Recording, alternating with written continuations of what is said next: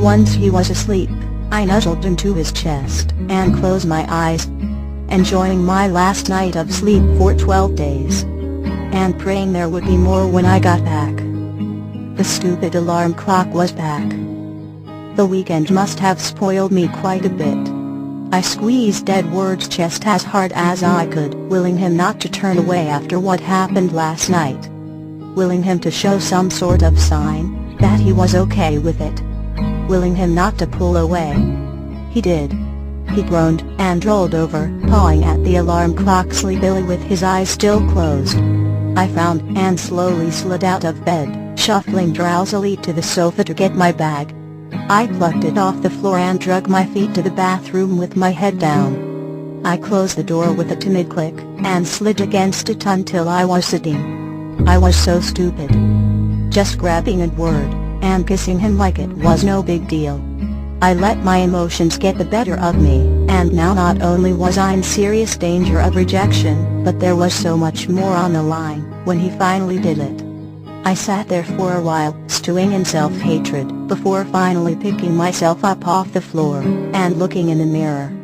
My cheeks were flushed, of course, and that stupid toothbrush was sitting in the holder next to his. I didn't even use it. I just changed my clothes and heaved a heavy sigh and put my hood up. When I walked out into the room, Edward was running his fingers through his hair with his eyes closed. Just like always. Not talking, or saying anything at all. It hurt.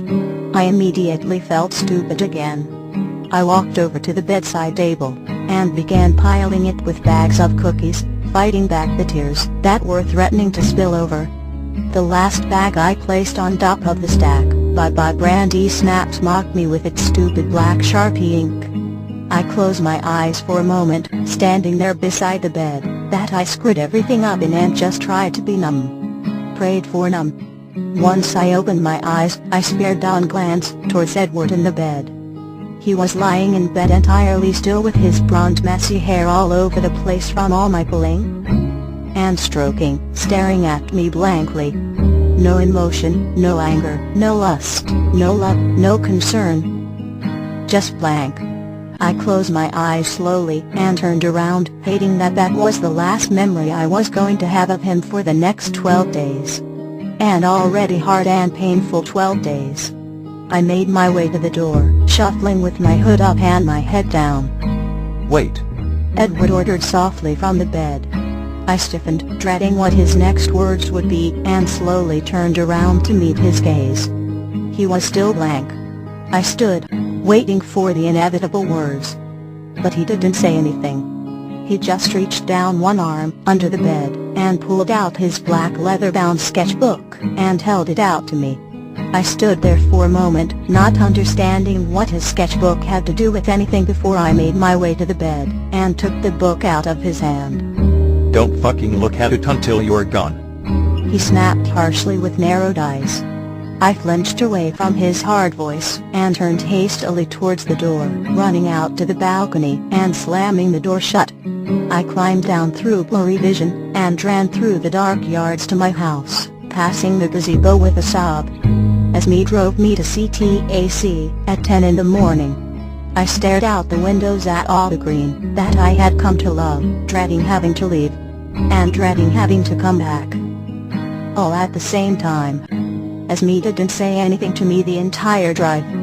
Just occasionally patted my hand lovingly. I wanted to smile at her and tell her I was going to be okay. But that was bullshit. I left her in the airport with a hug and a kiss, and I didn't tell her I would be okay, but she understood. Or at least she thought she did. I walked through the crowd of people grimacing with my hood up and my head down. When my flight to Phoenix was finally announced, I entered the airplane glancing around me, cringing at all the people packed so closely together, and grateful that as me bought 2 seats right next to each other just so I could sit alone. I hurried to my seat and took the window, putting my bag and a seat next to mine, to emphasize the fact that I wanted to be alone. It took the plane forever to take off. It was like a metaphor for my entire life. When it finally did, it was afternoon already, and the sun was nowhere to be seen. clouds as far as the eye could see. Once we were in the air, I slid my hand into my duffel bag and pulled out Edward's black sketchbook. I fingered the cover reverently, holding back tears at all the stupid things I had done. I opened it cautiously to the first page. There was an amazingly good sketch of a young woman, maybe in her late 20s. She had Edward's perfectly straight nose and a big smile on her lips. I glanced down at the corner to read the details of the sketch in neat script. Edward Cullen, Julia Elizabeth Mason. I raked my eyes over the perfect sketch carefully, realizing this must be his mother, and surprised to learn his real last name for the first time. I turned the page, and it was her again, in a different pose, happier and smiling with another man, who I assumed was his father, Edward Mason. Sr. He had the same messy hair as Edward did. It made me smile seeing it. I fingered the page carefully, noting all the tiny details. Edward was truly talented. I kept flipping, and there were dozens and dozens of sketches of his parents, all meticulously drawn during long nights of boredom, while he was trying to stay awake. It made me frown, and smile all at once. But then, while I was flipping through the pages, one caught my eye that wasn't either of them. It was a girl, in a black hoodie. It was me sitting in his room on the black leather sofa reading a book. I ran my hand along all the black shading awestruck. I flipped the page and it was me again, laying my head down on the picnic table, at the gazebo, smiling. The next page was me throwing my head back in laughter. There were pages among pages of just me. I furrowed my brow, and looked down at the corner of all the pages.